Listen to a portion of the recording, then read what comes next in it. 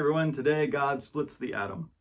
Then Yahweh God said, "It's not good that the human should be alone. I will make a sustainer beside him." So out of the ground Yahweh God formed every animal of the field and every bird of the air and brought them to the human to see what he would call them. And whatever the human called every living creature, that was its name. The human gave names to all cattle, to the birds of the air, and to every animal of the field.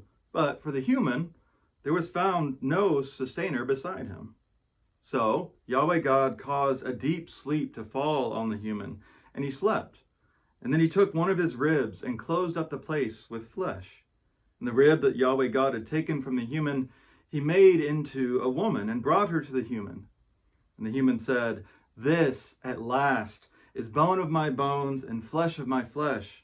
This one shall be called woman, for out of man this one was taken."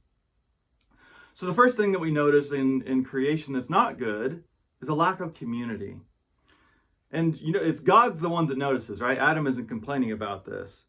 Because if we're looking at it from a Christian perspective, it's not the perspective of Genesis itself, but we know that God exists as a community of love. That's what the Trinity is.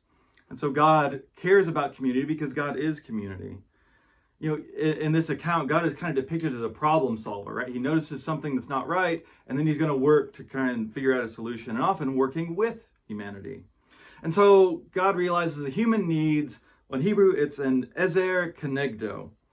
And that's kind of hard to translate. Now, he first tries by creating animals, and I would think the dog was really close, but it's still not exactly what the human needs. Now, you go to different translations. The King James has a helpmeet, a suitable helper, a helper as a partner, something like that.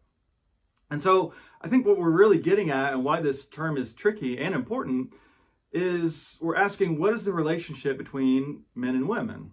Is it hierarchy or is it equality? Well, part of the problem is that helper in our mindset implies inferior, right? I let my kids help make dinner, but it'd probably be better if I didn't let them do that. But in the Hebrew mind, to be a help is actually to be superior. We know that because God is very often described as the help of Israel. That doesn't mean that God is subordinate. And then the other word, it's kind of a conjunction that means like as in front of or beside, right? Which implies that they're not someone who's beneath, it's someone who's equal, on your level. And we also see that in how God creates. He creates from the rib, or you can even just read that as the side. It's not the foot so that she's below, it's not the head so that she's above. It's the side because they're meant to be beside each other as partners. We also see that our identity is found in our relationships. The words man and woman are not used until here. And you could even argue, I doubt Genesis is making this case, but you could argue that Adam, the human, is not really a gendered idea. But the bigger reality here is that I am because of who we are as a community.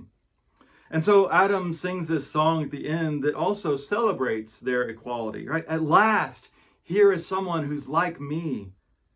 This is before sin. We see God's intent for human relationships, that it is equality and partnership. We'll see later on how that gets messed up, but in Christ, how can we work to restore this fundamental equality?